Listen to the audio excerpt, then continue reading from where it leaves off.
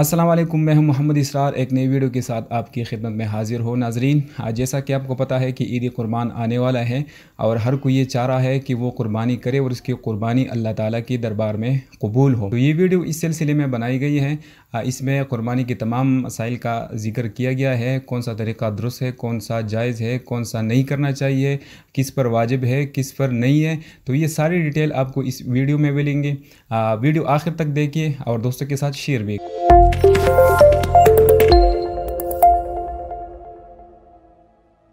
कुर्बानी करने का बड़ा सवाब है। रसूलुल्लाह सल्लल्लाहु अलैहि वसल्लम ने फरमाया है कि कुर्बानी के दिनों में कुर्बानी से ज़्यादा कोई चीज़ अल्लाह ताला को पसंद नहीं। इन दिनों में ये नेक काम सब नेकियों से बढ़कर है।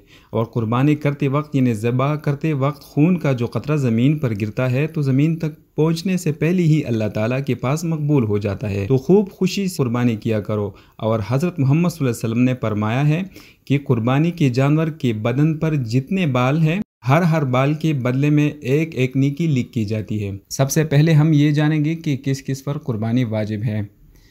जिस पर सदका पतर वाजिब है, इस पर बकरीद की दिनों में कुर्बानी करना भी वाजिब है। और अगर इतना माल ना हो जितने के होने से सदका फितर वाजिब होता है तो इस पर कुर्बानी नहीं है, लेकिन फिर भी अगर कर दे तो बहुत सवाब मिलेगा। मुसाफिर पर कुर्बानी करना वाजिब नहीं है। बकरीद की 10वीं तारीख से लेकर 12वीं तारीख की शाम तक कुर्बानी करने का वक्त है। चाहे जिस दिन कुर्बानी करे, लेकिन कुर्बानी करने का सबसे बेहतर दिन बकरीद का दिन है। बकरीद की नमाज होने से पहले कुर्बानी करना दुरुस्त नहीं है। जब लोग नमाज पढ़ चुके तब करे। अलबत्ता अगर कोई किसी देहात या गांव में रहता हो, वहाँ फजर की नमाज के बाद ही कुर्बानी कर देना दुरुस्त है। शहर के और कस्बे के रहने वाले नमाज की बात करें। 12वीं तारीख सूरज डूबने से पहले कुर्बानी करना दुरुस्त है। जब सूरज डूब गया तो अब कुर्बानी करना दुरुस्त नहीं है। साल भर से कम की बकरी दुरुस्त नहीं। जब पूरी साल भर की हो तब कुर्बानी दुरुस्त है। और गाय भैंस 2 बरस से कम की दुरुस्त नहीं।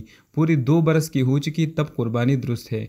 और ऊँट 5 बरस से कम का दुरुस्त नहीं है। और दुम्बा या भेड़ अगर इतना मोटा ताज़ा हो कि साल भर का मालूम होता हो, और साल भर वाले भेड़ दम्बों में अगर छोड़ दो तो कुछ फ़र्क ना मालूम होता हो, तो ऐसे वक्त 6 महीने का दुम्बा और भेड़ की भी कुर्बानी दुरुस्त है। और अगर ऐसा ना हो तो साल भर का होना चाहिए। अगर पहले किसी के पास माल नहीं था तो उस पर कुर्बानी वाजिब नहीं थी। फिर 12वीं तारीख सूरज डूबने से पहले कहीं से माल मिल गया तो कुर्बानी करना वाजिब है।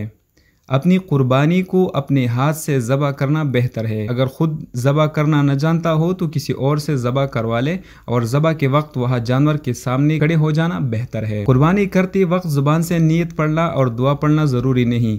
अगर दिल में ख्याल कर लिया कि मैं कुर्बानी करता हूँ और ज़ुबान से कुछ नहीं पढ़ा, फ़कत बिस्मिल्लाह अल्लाह अकबर कहकर ज़बह कर दिया तो भी कुर्बानी दुरुस्त हो गई। कुर्बानी फ़कत अपनी तरफ से करना वाजिब है, औलाद की तरफ से वाजिब नहीं। बल्कि अगर नाबालिग औलाद मालदार भी हो तब भी इसकी तरफ से करना वाजिब नहीं। गाय भैंस ऊँट में अगर 7 आदमी शरीक होकर कुर्बानी करे तो भी दुरुस्त है, लेकिन शर्त यह है कि किसी का हिस्सा 7वें हिस्से से कम ना हो और सबकी नीयत कुर्बानी करने की हो। सिर्फ गोश्त खाने की नीयत ना हो। अगर किसी का हिस्सा 7वें हिस्से से कम होगा तो किसी की कुर्बानी दुरुस्त ना होगी। कुर्बानी के लिए किसी ने गाय खरीदी और ख़रीदते वक्त ये नीयत की कि अगर कोई और मिल गया तो इसको भी इस गाय में शरीक कर लेंगे और शराकत में कुर्बानी कर लेंगे। इसके बाद कुछ और लोग इस गाय में शरीक हो गई तो ये दुरुस्त है। और अगर ख़रीदते वक्त इसकी नीयत शरीक करने की ना थी बल्कि पूरी गाय अपनी तरफ से कुर्बान करने का इरादा था तो अब इसमें किसी और का शरीक होना बेहतर तो नहीं है। लेकिन अगर किसी को शरीक कर लिया तो देखना चाहिए जिसने शरीक किया है वो अमीर है कि इस पर कुर्बानी वाजिब है या गरीब है जिस पर कुर्बानी वाजिब नहीं। अगर अमीर है तो दुरुस्त है और अगर गरीब है तो दुरुस्त नहीं है। अगर कुर्बानी का जानवर कहीं गुम हो गया इसलिए दूसरा ख़रीदा, फिर वो पहला भी मिल गया, अगर अमीर आदमी को ऐसा इत्तिफाक हुआ तो एक ही जानवर की कुर्बानी इस पर वाजिब है।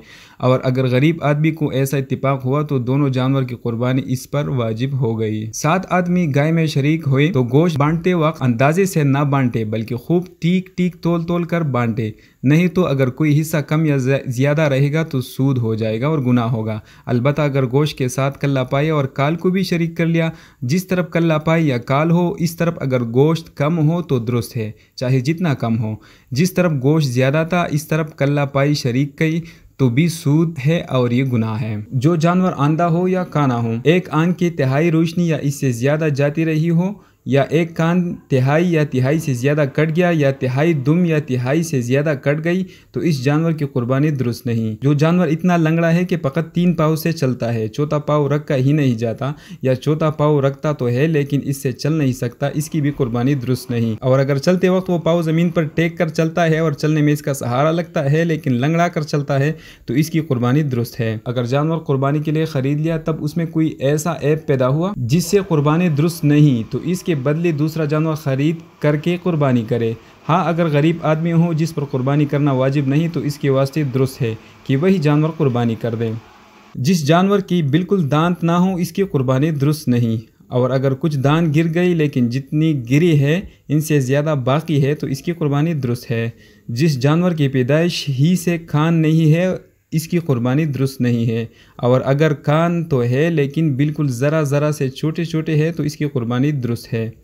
جس جانور کی پیدائش ہی سے سینگ نہیں ہے یا سینگ تو تھے لیکن ٹوٹ گئی اس کی قربانی درست ہے، البتہ بالکل جڑ سے ٹوٹ گئی ہو تو قربانی درست نہیں۔ قربانی کا گوشت آپ کھاؤ اور اپنے رشتہ دار کے لوگوں کو دے دے اور فقیر اور محتاجوں کو خیرات کرے، اور بہتر یہ ہے کہ کم سے کم تہائی حصہ خیرات کرے۔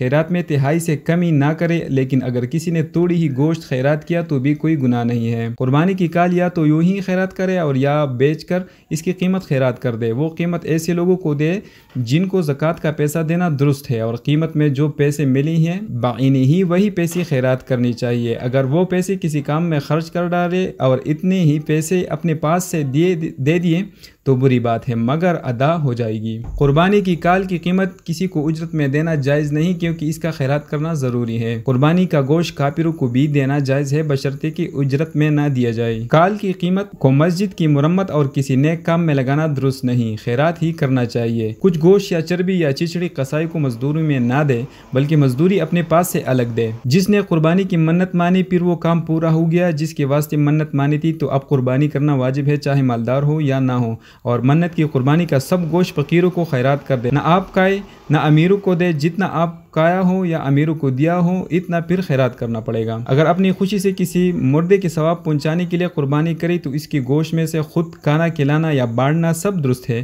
جس طرح اپنی قربانی کا حکم ہے۔ اگر کوئی شخص یہاں موجود نہیں ہے اور دوسری شخص نے اس کی طرف سے بغیر اس کی امر کی قربانی کر دی تو یہ قربانی صحیح نہیں ہوئی، اور اگر کسی جانور میں کسی غائب کا حصہ بدن اس کے امر کی تجویز کر لیا تو وہ حصہ داروں کی قربانی بھی صحیح نہ ہوگی۔ تو یہ ہے قربانی کے بارے میں کچھ چیدہ مسائل جو آپ لوگوں کے سامنے پیش کیے۔ امید ہے آپ سب لوگوں کو یہ پسند آئے ہوں گے۔